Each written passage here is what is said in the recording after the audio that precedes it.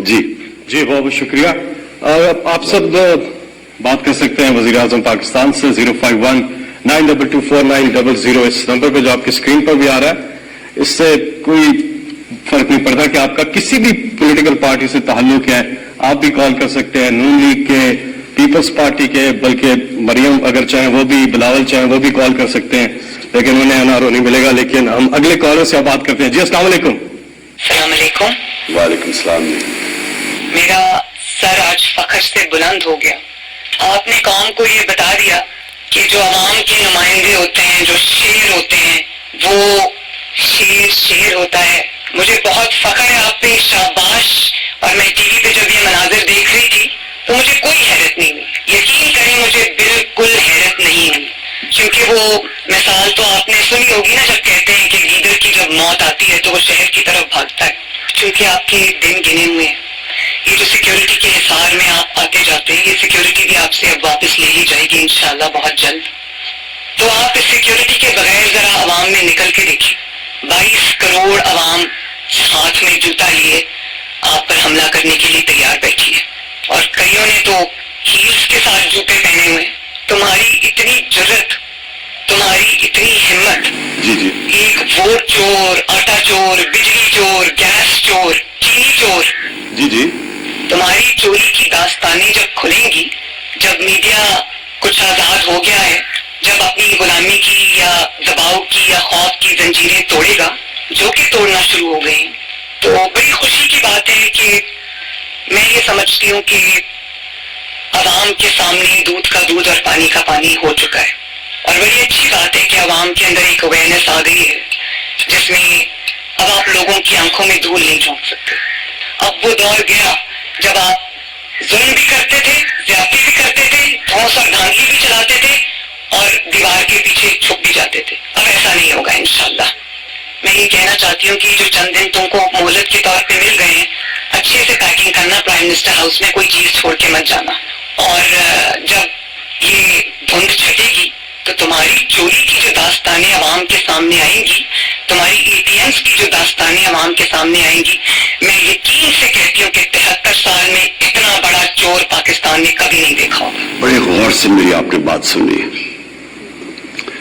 یہ جو کرپشن ہے نا, یہ ایک ایسی کینسر ہے جو صرف پاکستان میں نہیں پھیلی ہوئی. یہ ہر غریب ملک جو دنیا کا ہے اس کی بنیادی کرپشن ہے. کرپشن ایک ایسی چیز ہے جو ایک امیر ملک کو تباہ کر دیتی ہے, ایک دیمک کی طرح پھیل جاتی ہے. تو دو قسم کی کرپشن ہے. ایک ہے حکمران کی کرپشن جو ایک ملک کو تباہ کرتی ہے, ملک کو مقروض کر دیتی ہے. یہ سارے غریب ملکوں کی کہانی ہے. پیسہ چوری کرو, اقتدار میں آؤ, پرائم منسٹر بنو, وزیر بنو, پیسہ چوری کرو, کیونکہ وہ آپ پیسہ ملک میں نہیں رکھ سکتے. اگر میں پٹواری ہوں, میں تھانے دار ہوں, میں سرکاری نوکر ہوں, تو چلے میں 1 کروڑ 2 روپے 2 کروڑ کی کرپشن کر لوں گا, 10 کی کر لوں گا, وہ میں اپنے گھر کے نیچے کھود کے نیچے چھپا دوں گا.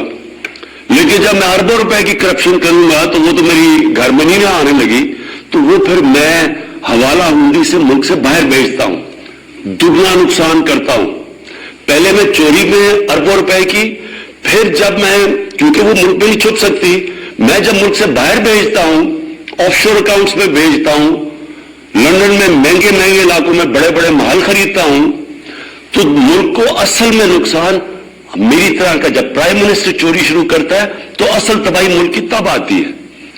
یہ جو آف شور جو ٹیکس ہیونز ہے, جدھر یہ پیسہ چھپایا جاتا ہے کمپنیز کے نام پہ, اور پھر یہ جو بڑے بڑے لندن میں اور یہ نیو یارک میں بڑے بڑے محلات لیے جاتے ہیں.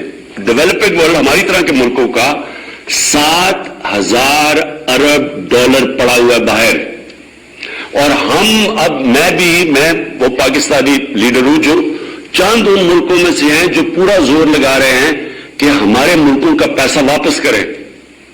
اور وہ جو طاقتور ملک ہیں وہ کیوں نہیں کر رہے ہیں؟ کیونکہ ان کو فائدہ ہو رہا ہے. جب ہمارے سے یہاں ہزار ارب ڈالر جب غریب ملکوں سے وہاں جاتا ہے تو نوکریاں ادھر ہوتی ہیں, خوشحالی ادھر ہوتی ہے, تباہی ادھر آ جاتی ہے, غربت ادھر آ جاتی ہے. یہ سب سے بڑا مسئلہ ہے کرپشن کا. اب میں جو آپ کو آخری بات کہنا چاہتا ہوں، دیکھیں کرپشن صرف قانون سے نہیں لڑی جاتی، کرپشن ایک قوم لڑتی ہے، کیونکہ قوم کے اوپر نقصان ہوتا ہے، قوم غریب ہو جاتی ہے، غربت بڑھ جاتی ہے، تو ساری قوم مل کے کرپشن کا مقابلہ کرتی ہے. اب میں عمران خان ہر روز کرپشن کی بات کرے، لوگ تو تنگ آ جائیں سن کے، جی کوئی پکڑا ہی نہیں جا رہا. لیکن عمران خان اکیلا نہیں لڑ سکتا، عدلیہ نے پورا لڑنا ہوتا ہے اس کرپشن سے. اب کئی آپ کے سامنے ہیں کہ وہ ججز نے اٹھ کے، پتا چلا ایک کنوکٹڈ آدمی کو ہم کم از کم کہہ رہے تھے کہ نواز شریف کم از کم 7 ارب روپے کا اس کی شیورٹی بانڈ دو، انہوں نے اس کے باوجود باہر بھیج دیا. تو عدلیہ اگر ساتھ نہیں دے گی ہم نہیں لڑ سکتے. اگر اس کے اندر نیب نے صحیح کیسز بنانے ہوتے ہیں، وہ ہمارے ہاتھ میں نہیں ہے. یہاں بڑے بڑے کرپٹ لوگوں کو ان کو ایسے شادیوں پہ بلایا جاتا ہے جیسے کوئی وی آئی پیز آ رہے ہیں، سارے لوگ ان کو ایسے مل رہے ہیں جیسے کہ وہ انہوں نے پتہ نہیں کشمیر فتح کر لیا ہے. لوگ ان کو جب برا ہی نہیں سمجھیں گے تو کیا آپ کا خیال ہے قانون بنانے سے کرپشن ختم ہو جاتی ہے؟ کیوں پٹواری نہیں کرپشن کرے گا؟ کیوں نہیں کوئی اور رشوت لے گا؟ جب معاشرے میں وہ دیکھ رہے ہیں کہ اوپر بڑے بڑے کرپٹ لوگوں کو وہ جیل سے نیب سے نکل رہے ہیں، ان کے اوپر پھول پھینک رہے ہیں جو انہوں نے کوئی بہت بڑا مارکا مارا ہے.